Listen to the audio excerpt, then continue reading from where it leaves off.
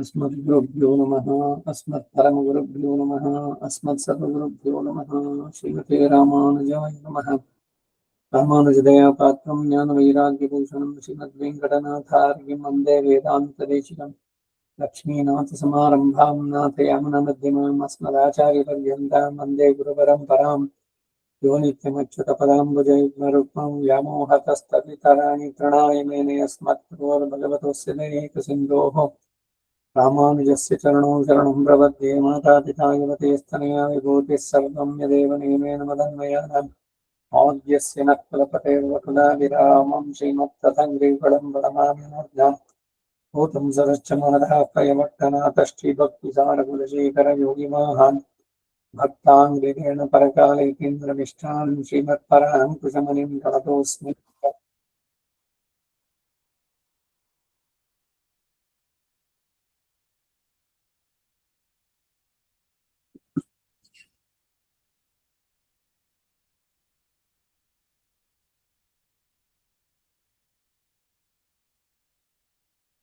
श्रीमान् वेङ्कटनाथार्यः कवितार्किककेसरी वेदान्ताचार्यवर्यो मे सन्निधत्तां सदा हृदि।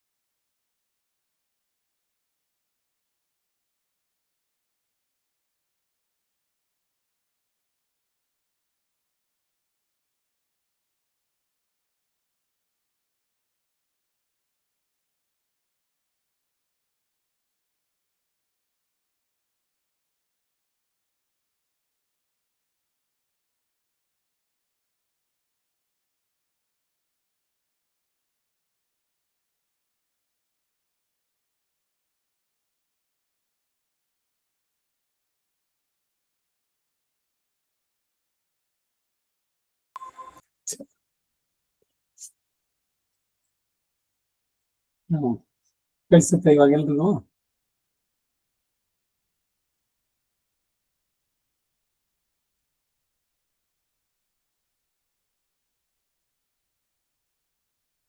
ಶ್ರೀಮಾನ್ ವೆಂಕಟನಾಥಾರ್ಯ ಕವಿತಾರ್ಕಿಕ ಕೇಸರಿ ವೇದಾಂತಾಚಾರ್ಯವರ್ಗೋ ಮೇ ಸನ್ನಿಧತ್ತಾಂ ಸದಾ ಹೃದಿ. ಇಂಟರ್ನೆಟ್ ಹೋಗ್ಬಿಟ್ಟಿತ್ತು, ಮತ್ತೆ ಕನೆಕ್ಷನ್. ಈ ರಹಸ್ಯ ಗ್ರಂಥಗಳೆಲ್ಲ ಹಿಂದೆ ಒಂದ್ಸಲಿ ಮಾಡಿತ್ತು ಅನ್ಸುತ್ತೆ, 26/3/25 ಮಾರ್ಚ್ ಕಳೆದ ವರ್ಷ. ಇರ್ಲಿ, ಇನ್ನೊಂದ್ಸಲಿ ಆಗ್ಬೋದು. 8ನೇ ರಹಸ್ಯ ಸಂದೇಶ, ಅದನ್ನ ಕಳೆದ ಬಾರಿ ಮಾಡಿದ್ವಿ ಅನ್ಸುತ್ತೆ. ಈಗ 9ನೇದು ರಹಸ್ಯ ಸಂದೇಶ ವಿವರಣ. ಆ ರಹಸ್ಯ ಸಂದೇಶ ಅಂತ ಬರೆದಿರೋ ಕೃತಿಗೆ ಮತ್ತೊಂದು ವಿವರಣೆಯನ್ನ ನೀಡಿದ್ದಾರೆ. ಶ್ರೀಮಾನ್ ವೆಂಕಟನಾಥಾರ್ಯ ಕವಿತಾರ್ಕಿಕ ಕೇಸರಿ ವೇದಾಂತಾಚಾರ್ಯವರ್ಗೋ ಮೇ ಸನ್ನಿಧತ್ತಾಂ ಸದಾ ಹೃದಿ. ஷீரொன்னது போல் திருவேங்கடமுடையான் பாரொன்ன சொன்ன பழமொழியோ ஓரொன்னு தானே மயாதோ தாரணியில் வாழ்வார்க்கு வானேரப்பமளவம் வாழ்வு.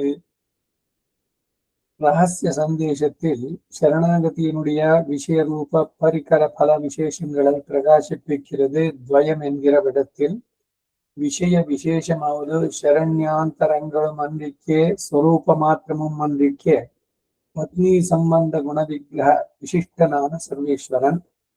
ಸ್ವರೂಪ விசேஷமாவது துஷ்கரத்வ சிறகால சாத்தியத்வாதிகளை உடைத்தான உபாசனாதிகளில் காட்டிலும் அதன் பரிகரங்களில் காட்டிலும் வேறுபட்ட பரநியாசம். பரிகர விசேஷமாவது யமநீமாதிகளான உபாயாந்தரங்களிலும் பக்தி பிரபத்திகளிலும் காட்டில் வேறுபட்ட ஆனுகூல்ய சங்கல்பாதி பஞ்சகம். பல விசேஷமாவது ஐஸ்வர்ய கைவல்ய ரூப பிரயோஜனாந்தரங்களிலும் பகவத் சாலோக்கியாதி மாத்திரத்திலும் வியாவிருத்தமாய் தேசகாலாதி பரிಚ್ಛೇದமில்லாத ಕೈಂಕರ್ಯ ಪರ್ಯಂತಮಾನ ಪರಿಪೂರ್ಣ ಬ್ರಹ್ಮಾನುಭವ. ಇಷ್ಟಕ್ಕೆ ಅರ್ಥವನ್ನು ನೋಡೋಣ. ಶ್ರೀಮಾನ್ ವೆಂಕಟನಾಥಾರ್ಯ ಕವಿತಾರ್ಕಿಕ ಕೇಸರಿ ವೇದಾಂತಾಚಾರ್ಯವರ್ಗೋ ಮೇ ಸನ್ನಿಧತ್ತಾಂ ಸದಾ ಹೃದಿ. 9ನೇ ರಹಸ್ಯ ಸಂದೇಶ ವಿವರಣ. ರಹಸ್ಯ ಸಂದೇಶದಲ್ಲಿ ಶರಣಾಗತಿಯ ಒಂದು ವಿಷಯವನ್ನ, 2 ಸ್ವರೂಪವನ್ನ, 3 ಪರಿಕರಗಳನ್ನ, 4ನೇದು ಫಲ ವಿಶೇಷಗಳನ್ನ ಪ್ರಕಾಶಪಡಿಸುವುದು ದ್ವಯಮಂತ್ರ ಅಂತ ನಿರೂಪಿಸಲಾಯಿತು. ಶರಣಾಗತಿಯ ವಿಷಯ ವಿಶೇಷ ಎಂಬುದು ಯಾವುದು ಅಂದ್ರೆ, ಬೇರೆ ಯಾವ ಶರಣ್ಯನೂ ಅಲ್ಲದೆ, ಸ್ವರೂಪ ಮಾತ್ರವೂ ಅಲ್ಲದೆ, ಪತ್ನಿಯ ಸಂಬಂಧ, ಗುಣಗಳ ಸಂಬಂಧ, ದಿವ್ಯ ಮಂಗಳ ವಿಗ್ರಹದ ಸಂಬಂಧ, ಇವುಗಳಿಂದ ಕೂಡಿದ ವಿಶಿಷ್ಟನಾದಂತ ಸರ್ವೇಶ್ವರ. ಈ ವಾಕ್ಯದಲ್ಲಿ ಶರಣ್ಯನಾದ ಪರಮಾತ್ಮನು ಪತ್ನಿ ವಿಶಿಷ್ಟನಾಗಿಯೇ ಶರಣ್ಯ ಎಂಬುದನ್ನು, ಗುಣ ವಿಶೇಷಗಳು ಹಾಗೂ ದಿವ್ಯಮಂಗಳ ವಿಗ್ರಹ ವಿಶಿಷ್ಟನೂ ಆದಂತಹ ಶ್ರೀಮನ್ನಾರಾಯಣನೇ ರಕ್ಷಕನು ಅಂತ ಹೇಳಿದೆ. ಇವೆಲ್ಲ ಹಿಂದೆ ನೋಡಿದ್ವಿ ಕಳೆದ ಇದರಲ್ಲಿ. ಮಹಾಲಕ್ಷ್ಮಿ ನಾರಾಯಣ ಇವರಿಬ್ಬರು ಎಂದೆಂದು ಅಗಲದ ದಂಪತಿಗಳು. ಇವರು ಅನುಗ್ರಹಿಸಬೇಕಾದ್ರೂ ಅಷ್ಟೇ, ಶಿಕ್ಷಿಸಬೇಕಾದ್ರೂ ಇಬ್ಬರು ಜೊತೆನಲ್ಲೇ ಇದ್ದೇ ಮಾಡುವಂತಹದ್ದು. ಅವನು ಶ್ರೀಮನ್ ನಾರಾಯಣ. ಮಾಮೇಕಂ ಎಂಬ ಪದಕ್ಕೆ ಅರ್ಥ ವಿಷಯವನ್ನು ನಿಶ್ಚಯಿಸುವಾಗ ದಿವ್ಯ ಮಂಗಳ ವಿಗ್ರಹ, ಸೌಲಭ್ಯಾದಿ ಗುಣಗಳು, ಹಾಗೆಯೇ ಅವಿನಾಭೂತೆಯಾದ ಶ್ರೀ ಮಹಾಲಕ್ಷ್ಮಿಯ ಸಂಬಂಧ, ಇವುಗಳೆಲ್ಲದರಿಂದ ಕೂಡಿದಂತಹ ಶ್ರೀಮನ್ನಾರಾಯಣ ಎಂದು ವಿಶೇಷವನ್ನು ನಿಶ್ಚಯಿಸಲಾಗಿದೆ. ಈ ಗುಣಗಳಿಂದೆಲ್ಲ ವಿಶಿಷ್ಟನಾದ ಸರ್ವೇಶ್ವರನು ಶರಣಾಗತಿಗೆ ವಿಷಯನು. ಯಾರಲ್ಲಿ ನಾವು ಶರಣಾಗತಿ ಮಾಡಬೇಕು ಅಂದ್ರೆ ಅವನು ಎಲ್ಲ ದೋಷಗಳಿಂದ ದೂರಾದವನು, ಸಕಲ ಕಲ್ಯಾಣವನ ಪರಿಪೂರ್ಣನು, ಶ್ರೀಯಸ್ಪತಿಯಾದ ಭಗವಂತನಲ್ಲಿ. ಸ್ವರೂಪ ವಿಶೇಷ ಎಂಬುದು ಈ ರೀತಿ ಇದೆ. ಅನುಷ್ಠಿಸುವುದಕ್ಕೆ ದುಷ್ಕರವಾದದ್ದು, ಬಹಳ ಕಾಲ ಅನುಷ್ಠಾನ ಮಾಡಬೇಕಾದದ್ದು ಆದ ಉಪಾಯಗಳಿಗಿಂತಲೂ ಇದು ಕರ್ಮಯೋಗ, ಜ್ಞಾನಯೋಗ, ಧ್ಯಾನ ಯೋಗ, ಭಕ್ತಿ ಯೋಗ, ಬೇರೆ ಎಲ್ಲ ಕಷ್ಟ ಸಾಧ್ಯವಾದದ್ದು. ಅಂದರೆ ಉಪಾಸನೆಗಳಿಗಿಂತಲೂ ಅವುಗಳ ಪರಿಕರಗಳಿಗಿಂತಲೂ ಬೇರೆಯಾದದ್ದು ಭರನ್ಯಾಸ. ತಸ್ಮಾನ್ಯಾಸಮೇಷಾಂ ಅತಿರಿಕ್ತಮಾಹುಹು. ತೈತ್ರಿಯ ಮಹಾನಾರಾಯಣನ ಕಡೆನಲ್ಲಿ ಬರುತ್ತೆ. ಸತ್ಯ, ಧರ್ಮ, ದಾನ ಎಲ್ಲ ಬಹಳ ಶ್ರೇಷ್ಠವಾದದ್ದು. ತಸ್ಮಾತ್ ಧರ್ಮಂ ಪರಮಂ ವದಂತಿ, ಪರಮಂ ವದಂತಿ, ದಾನಂ ಪರಮಂ ವದಂತಿ, ಸತ್ಯವನ್ನು ಹೇಳೋದು ಒಂದೊಂದನ್ನು ಕೂಡ. ಎಂಥ ಕೆಟ್ಟ ಸಂದರ್ಭದಲ್ಲೂ ಸತ್ಯ ಇದರಿಂದ ದಾರಿ ತಪ್ಪಬಾರದು. ಅಯ್ಯೋ ಇದಾಗೋಲ್ಲ ಅಂತ ಅಂದ್ಬಿಟ್ಟು ಅಂತ. ಹಾಗೆ ಭಕ್ತಿಯಲ್ಲಿ ದರ್ಶನ ಸಮಾನಾಕಾರವಾಗಿ ಭಗವಂತನನ್ನೇ ನಿರಂತರವಾಗಿ ಕಡೆ ಉಸಿರಿರೋ ತನಕ ನೋಡ್ಬೇಕು. ಇವೆಲ್ಲ ಕಷ್ಟ ಸಾಧ್ಯವಾದದ್ದು. ಇವೆಲ್ಲಕ್ಕಿಂತ ಭರನ್ಯಾಸ ಬಹಳ ಸುಲಭ ಅಂತ ಹೇಳಿದ್ರು. ಈ ವಾಕ್ಯದಲ್ಲಿ ಉಪಾಸನೆಗಳ ಕಠಿಣ ಸ್ವರೂಪವನ್ನ, ಅವುಗಳಿಗೆ ಬೇಕಾದ ಪರಿಕರಗಳನ್ನ ಶ್ರಮಪಟ್ಟು ಆಚರಣೆ ಮಾಡಿದ್ರು ಕೂಡ ಫಲವು ಎಂದಾಗುವುದು ಎಂಬ ಅನಿಶ್ಚಿತವಾದ್ದರಿಂದ ಅವುಗಳನ್ನ ಚಿರಕಾಲ ಆಚರಿಸಬೇಕಾದ ಕಷ್ಟವಿಲ್ಲದೆ ಅವುಗಳನ್ನ ಅಪೇಕ್ಷಿಸದಂತಹ ಸ್ವತಂತ್ರ ಉಪಾಯವಾದದ್ದು ಭರನ್ಯಾಸ ಅಂತ ಹೇಳಿದೆ. ಬಹೂನಾಂ ಜನ್ಮನಾಂತೆ ಜ್ಞಾನವಾನ್ ಮಾಂ ಪ್ರಪದ್ಯತೆ ವಾಸುದೇವ ಸರ್ವಮಿತಿ ಸಮಹಾತ್ಮ ಸುದುರ್ಲಭ ಅಂತ ಅವನು ಹೇಳ್ದ. ಅನೇಕ ಜನ್ಮಗಳಲ್ಲಿ ಸಾಧಿಸಿರ್ಬೇಕು. ಅದು ಯಾರೋ ಒಬ್ಬ, ಸಹಸ್ರದಲ್ಲಿ ಒಬ್ಬ. ಅಂತಹ ಸಹಸ್ರ ಜನರಲ್ಲಿ ವಾಸುದೇವನೇ ಅಂತ ತಿಳಿಯೋನು ಬಹಳ ಬಹಳ ದುರ್ಲಭ ಅಂತಂದು.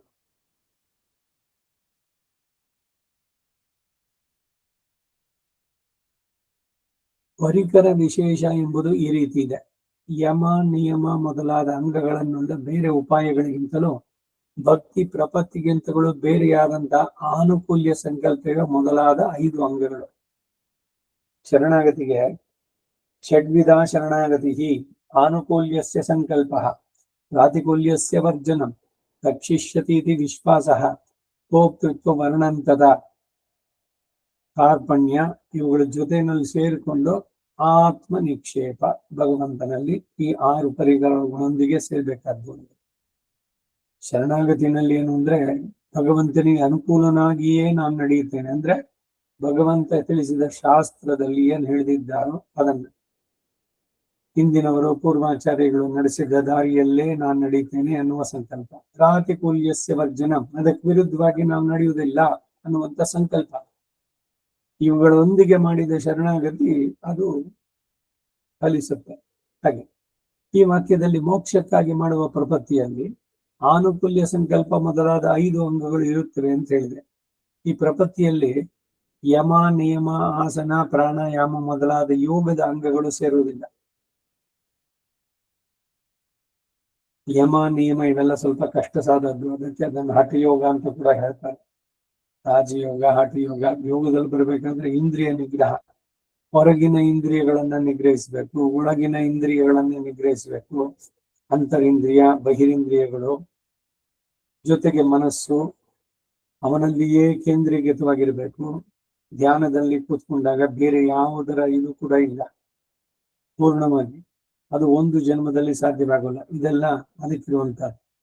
ಆಸನ ಎಷ್ಟೊತ್ತಾದ್ರೂ ಅಲ್ಲಿ ಪದ್ಮಾಸನದಲ್ಲಾಗ್ಲಿ ಇದ್ರಲ್ಲಾಗ್ಲಿ ಕೂತ್ಕೊಂಡಾಗ, ಪ್ರಾಣಾಯಾಮ, ಈ ಎಲ್ಲ ಯೋಗಗಳು. ಆದ್ರೆ ಭಕ್ತಿಯ ನಿಷ್ಪತ್ತಿಯಾಗಲಿ ಪರಿಪೂರ್ಣತೆಯಾಗಲಿ ಮಾಡುವ ಪ್ರಪತ್ತಿಗಿಂತ ಇದು ಬೇರೆಯಾದದ್ದು. ಅಂದರೆ ಈ ಪ್ರಪತ್ತಿಯ ಉದ್ದೇಶ ಭಗವತ ಪ್ರಾಪ್ತಿ, ಭಕ್ತಿಯ ಉತ್ಪತ್ತಿಯೂ ಅಲ್ಲ. ಭಗವನ್ ಭಕ್ತಿ ಅಪಿ ಪ್ರಯಚ್ಛಮೆ ಅಂತ ಕೇಳಿದ್ರು. ಶ್ರೀವಲ್ಲಭೇತಿ ವರದೇತಿ ದಯಾಪರೇತಿ ಭಕ್ತ ಪ್ರಿಯೇತಿ ಭವಲುಂಟನ ಕೋವಿದೇತಿ ನಾದೇತಿ ಈತಿ ಈತಿ. ನನ್ನ ಬಾಯಿನಲ್ಲಿ ಅದು ನುಡಿದು ನನಗೆ ಭಕ್ತಿ ಅನ್ನೋದನ್ನ ನೀನು ಉಂಟು ಮಾಡು. ಇವರೇನ್ ಹೇಳಿದ್ರು, ಇದು ಆಳವಂದಾರವರು, ನ ಧರ್ಮನಿಷ್ಠೋಸ್ಮಿ ನ ಚ ಆತ್ಮವೇದಿ ನ ಭಕ್ತಿ ಮಾಂ ತ್ವಚ್ಚರಣಾರವಿಂದೇ ಅಕಿಂಚನಃ ಅನನ್ಯಗತಿ, ಬೇರೆ ಗತಿ ಇಲ್ಲ ನನಗೆ, ತತ್ಪಾದ ಮೂಲಂ ಶರಣಂ ಪ್ರಪದ್ಯೆ ಅಂತ.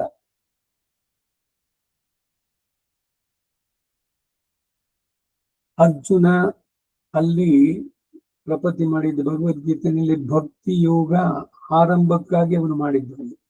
ಮೋಕ್ಷ ಕೊಡುವಂತ ಕೇಳಲಿಲ್ಲ. ದುಃಖದ ವ್ಯಾಮ ಇದರಲ್ಲಿ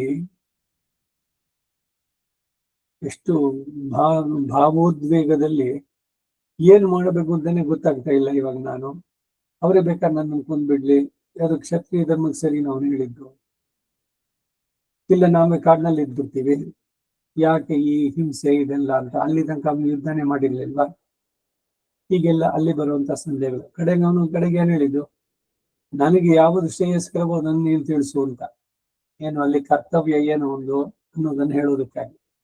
ಆತ್ಮನ್ಯ ದೋಷೋಪಹತ ಸ್ವಭಾವ ಪುಚ್ಛಾಮಿತ್ವ ಧರ್ಮ ಸಮೂಢಚೇತಃ ಯಚ್ಛಯ್ಯಸ್ಯಾತ್ ನಿಶ್ಚಿತಂ ಬ್ರೂಹಿ ತನ್ಮೇ ಶಿಷ್ಯಸ್ತೇಹಂ ಸ್ಯಾದಿಮಾಂ ತ್ವಾಂ ಪ್ರಪತ್ತಿ ಮಾಡಿದ್ರು. ಇಲ್ಲಿ ಭಕ್ತಿ ಉತ್ಪತ್ತಿಯೂ ಅಲ್ಲ, ಪರಿಪೂರ್ಣತೆಯೂ ಅಲ್ಲ. ಅಂಗ ಪಂಚಕಗಳು ಇಲ್ಲಿ ಮೋಕ್ಷಾರ್ಥವಾಗಿ ನಿಹಿತವಾಗಿದೆ. ಗೌರಿ ಶರಣಾಗತಿಯ ಗುರಿ ಏನು? ಮೋಕ್ಷ, ಮೋಕ್ಷ ಸಾಮ್ರಾಜ್ಯ, ಹುಟ್ಟು ಸಾವಿನ ಚಕ್ರ ಬಿಡಿಸ್ಕೋಬೇಕು. ಇನಿಪ್ಪಿರವಿ ಯಾನ್ ವೇಂಡೇ ಅಂತ.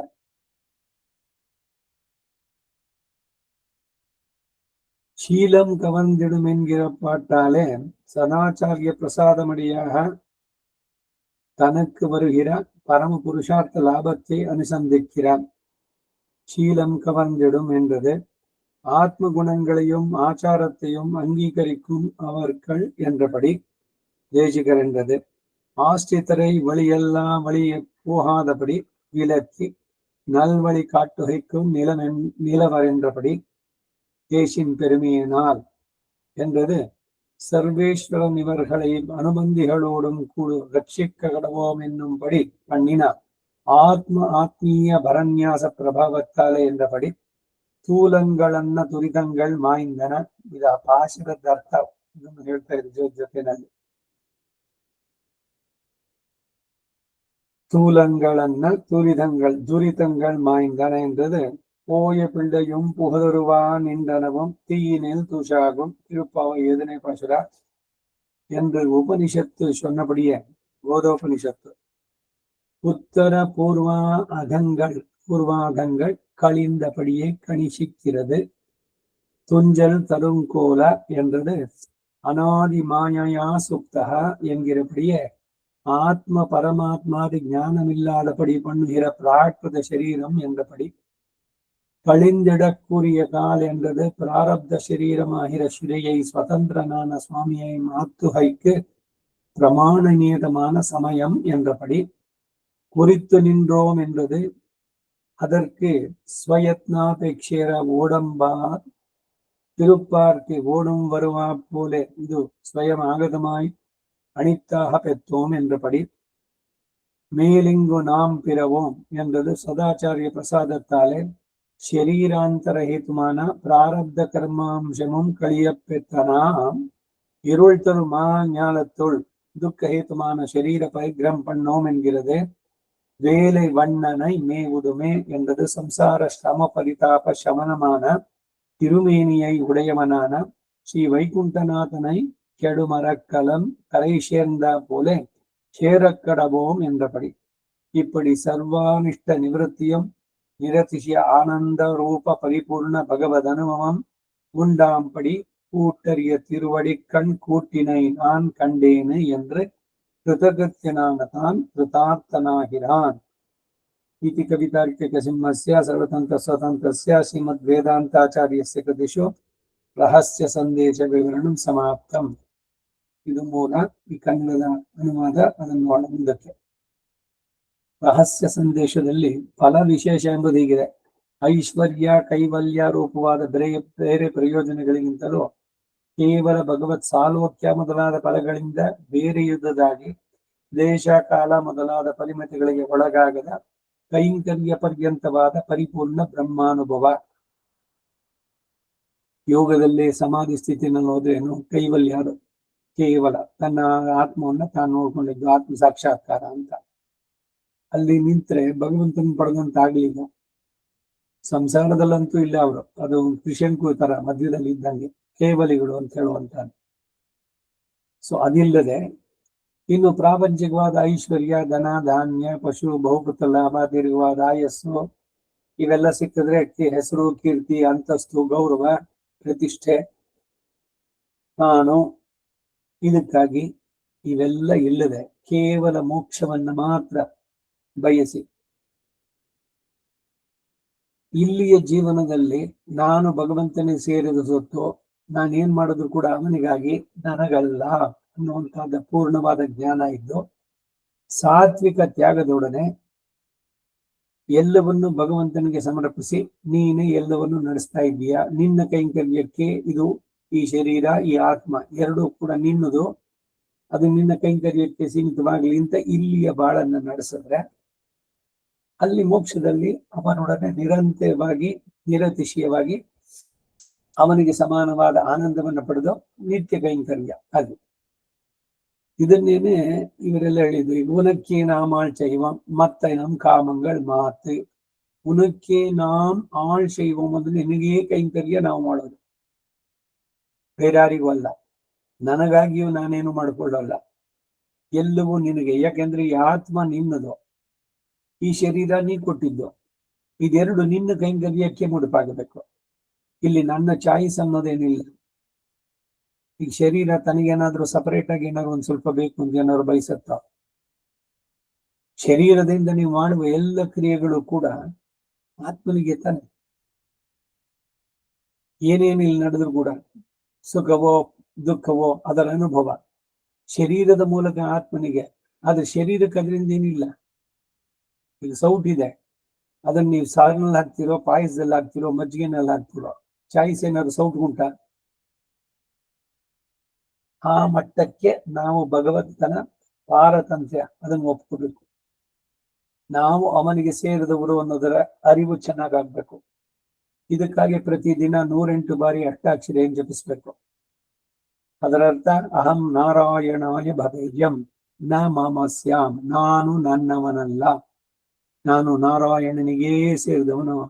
ಆ ನಾರಾಯಣ ಬಿಟ್ಟು ಬೇರೆಯವರು ಅಲ್ಲ, ಅವನು ಶ್ರೀಮನ್ನಾರಾಯಣ. ಅವನ ಕೈಂಕರ್ಯಕ್ಕಾಗಿ ಇದೆಲ್ಲ.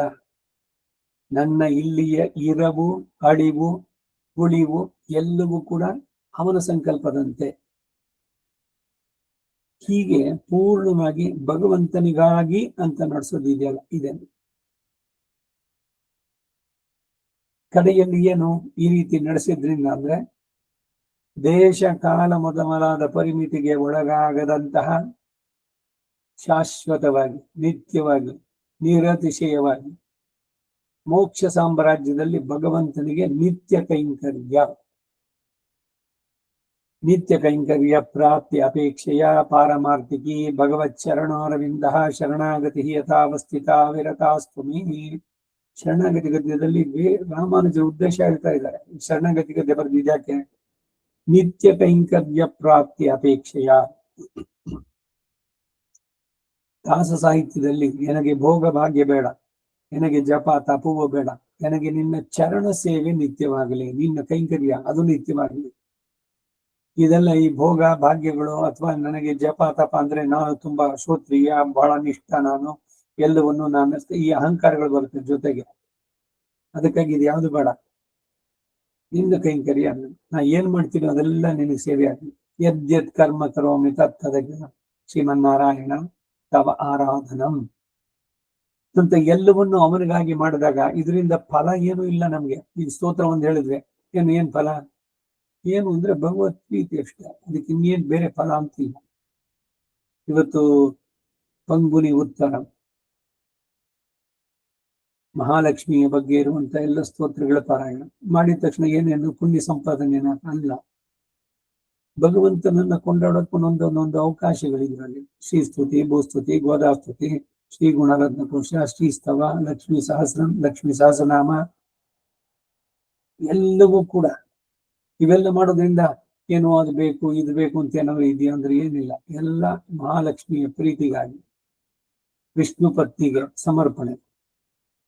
ಈ ರೀತಿ ನಡೆಸಿದಾಗ ಭಗವಂತ ಅದರಿಂದ ಪ್ರೀತನಾಗಿ ನಮಗೆ ಅವನನ್ನು ಪಡೆಯೋದಕ್ಕೆ ಅಡ್ಡಿಯಾಗಿರುವ ನಮ್ಮ ಪ್ರಬಲತರ ಪ್ರಾಚೀನ ಕರ್ಮಗಳನ್ನೆಲ್ಲ ತೆಗಿತಾನೆ.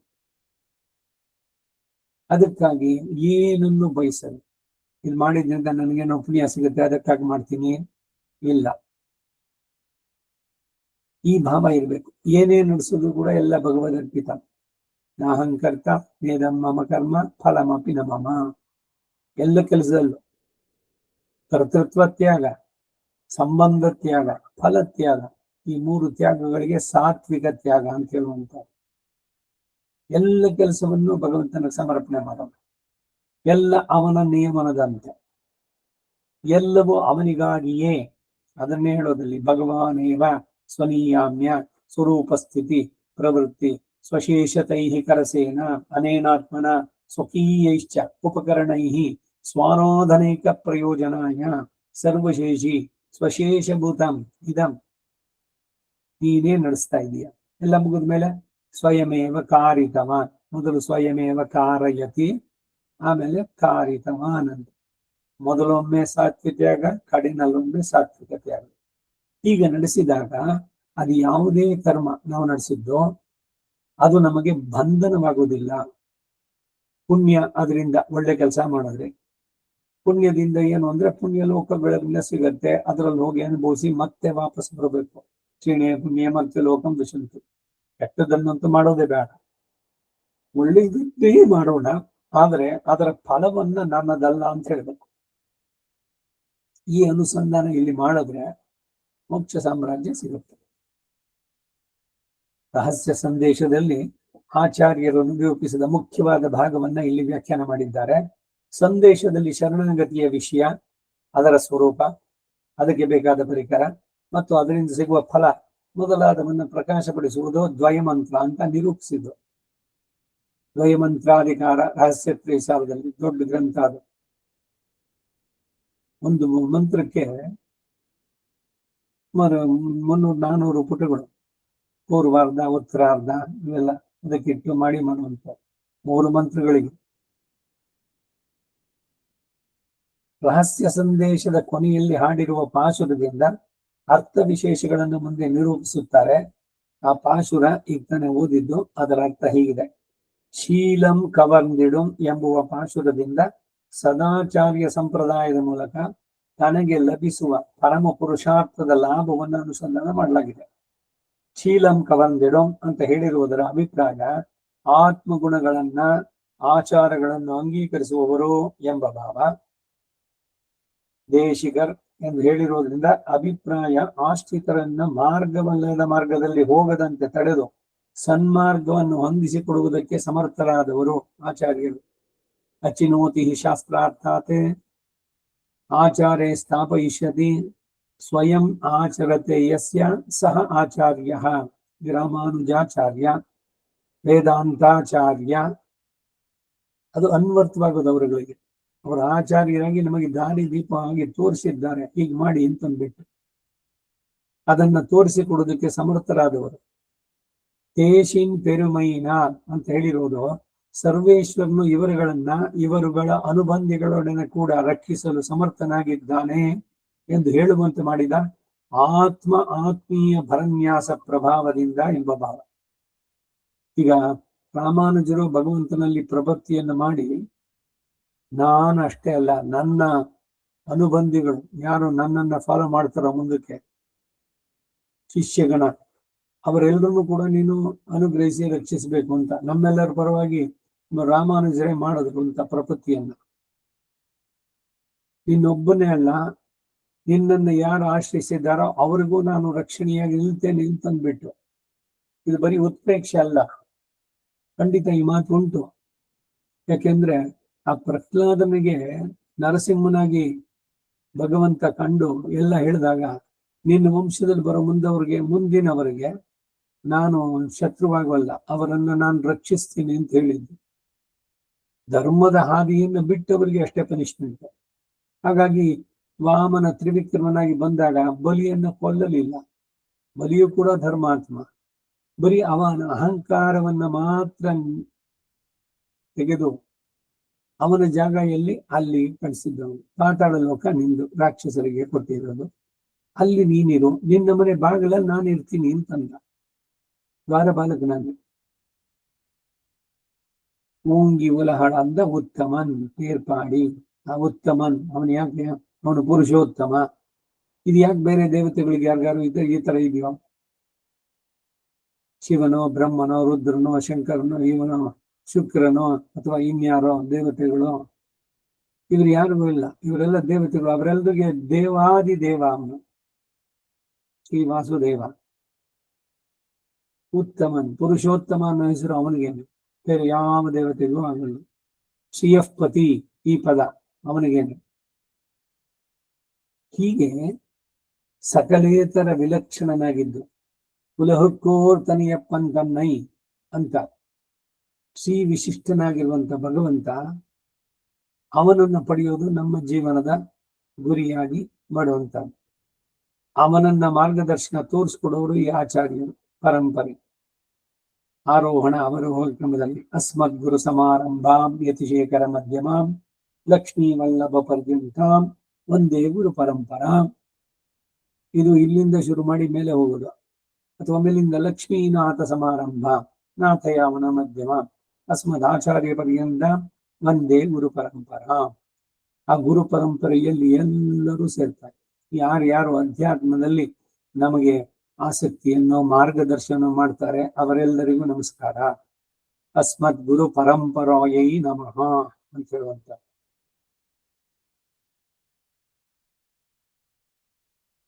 ದೇಶಿನ್ ಪೆರುಮೆಯനാൽ ಇವರಿಗೆ ಆತ್ಮ ಆತ್ಮೀಯ ಭರನ್ಯಾಸ ಪ್ರಭಾವದಿಂದ ಎಂದು ಅನುಭವ ಸ್ಥೂಲಂಗಳನ್ನ ದುರಿತಂಗಳ್ ಮಾಯಿಂದನ ಅಂತ ಹೇಳಿರೋದು.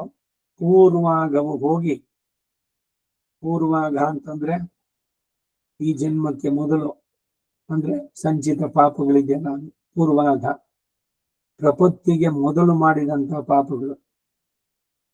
ಉತ್ತರಾಘ ಆಮೇಲೆ ಏನಾದ್ರು ನಾವು ನಡೆಸಿದ್ದೆ ಆದ್ರೆ ಅದು ನಮಗೆ ಅಂಟದೆ ಎಲ್ಲ ಪಾಪಗಳು ಬೆಂಕಿಯಲ್ಲಿ ಹಾಕಿದ ಹತ್ತಿಯ ರಾಶಿಯಂತೆ ಸ್ಥೂಲಂಗಳನ್ನು ದುರಿತಂಗಳ್ ಮಾಯಿಂದನ ಎಂದು ಉಪನಿಷತ್ತು ಅಂದರೆ ದ್ರಮಿಡೋಪನಿಷತ್ತು ಹೇಳಿದಂತೆ ಉತ್ತರ ಪೂರ್ವಾಘಗಳು ಕಳೆದು ಹೋದ ರೀತಿಯನ್ನು ತೋರಿಸಿಕೊಡುತ್ತೆ.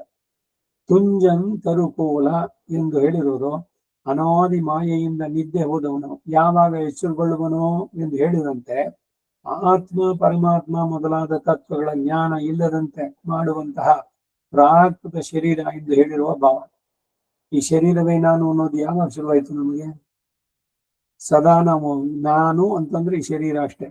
ದೇಹಾತ್ಮ ಭ್ರಮೆ ಪೂರ್ವವಾಗಿ ಹೋಗುತ್ತೇನೋ ಏನೋ ಈ ರೀತಿ ಚರ್ಚೆ ಮಾಡಿದಾಗ ಒಂದ್ ಸ್ವಲ್ಪ ಹೌದು ಆ ಶರೀರ ಬೇರೆ ನಾನ್ ಬೇರೆ. ಎರಡನೇದು ಇದು ನನ್ನ ಶರೀರ ಅನ್ನೋದು ಸ್ವತಂತ್ರ ಆತ್ಮ ಭ್ರಮೆ. ಮೊದಲು ದೇಹಾತ್ಮ ಭ್ರಮೆ, ದೇಹವೇ ನಾನು ಅನ್ನುವಂಥದ್ದು. ಎರಡನೇದು ನಾನು ಸ್ವತಂತ್ರ ಅನ್ನುವಂಥದ್ದು. ಎರಡು ಹೋಗ್ಬೇಕು. ಹಾಗೆ ಆತ್ಮ ಯಾರು ಪರಮಾತ್ಮ ಯಾರು ಇವರು ತತ್ವಗಳ ಜ್ಞಾನ ಇಲ್ಲದಂತೆ ಮಾಡೋದು ಯಾವುದು ಅಂದ್ರೆ ಪ್ರಾಕೃತ ಶರೀರ. ಕಳಿಂದಿಡ ಕೂರಿಯ ಕಾಲಂ ಎಂದು ಹೇಳಿರುವ ಅಭಿಪ್ರಾಯ ಇದು. ಪ್ರಾರಬ್ಧ ಶರೀರ ಆಗಿರುವ ಸೆರೆಯನ್ನ ಸ್ವತಂತ್ರನಾದ ಸ್ವಾಮಿ ಹೋಗಲಾಡಿಸಲು ಪ್ರಮಾಣ ನಿಯತವಾದ ಸಮಯದಲ್ಲಿ ಎಂಬ ಭಾವ.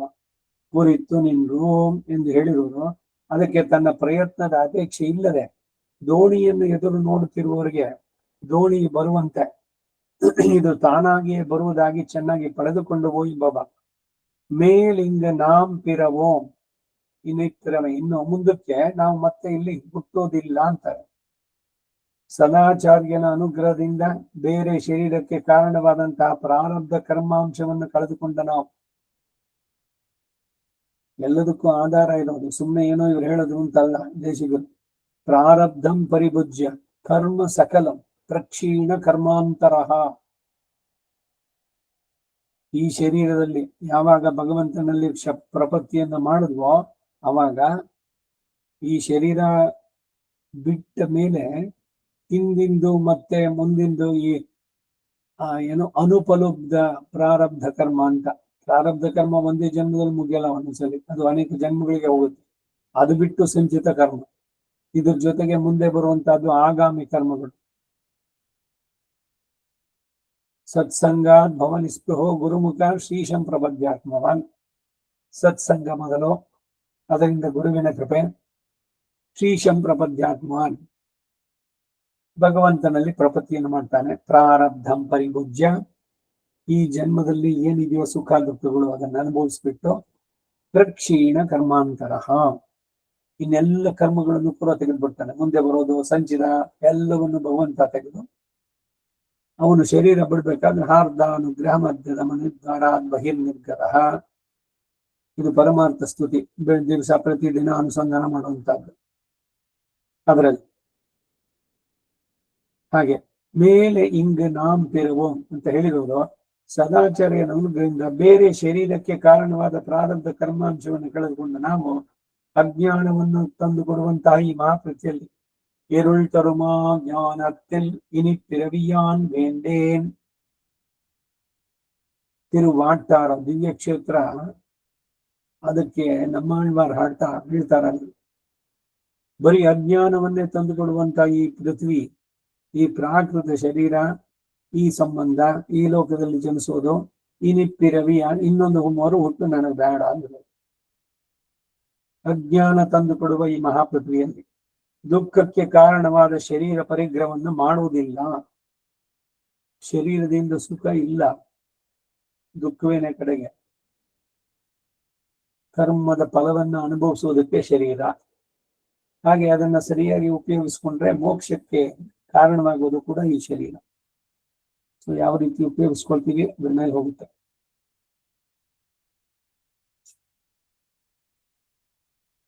ವೇಲೆ ವಣ್ಣನೈ ಮೇವುದು ಮೇ ಅಂತ ಹೇಳಿರೋದು ಸಂಸಾರದ ಶ್ರಮದ ಪರಿತಾಪವನ್ನು ಹೋಗಲಾಡಿಸುವಂತಹ ದಿವ್ಯ ಮಂಗಳ ವಿಗ್ರಹವನ್ನುಳ್ಳವನನ್ನ, ಶ್ರೀ ವೈಕುಂಠನಾಥನನ್ನ ಸಮುದ್ರದಲ್ಲಿ ಮುಳುಗಿ ಹೋಗುತ್ತಿದ್ದ ದೋಣಿಯು ದಡ ಸೇರಿದ ಹಾಗೆ ಸೇರುತ್ತೇವೆ ಎಂದು ಹೇಳದಂತೆ.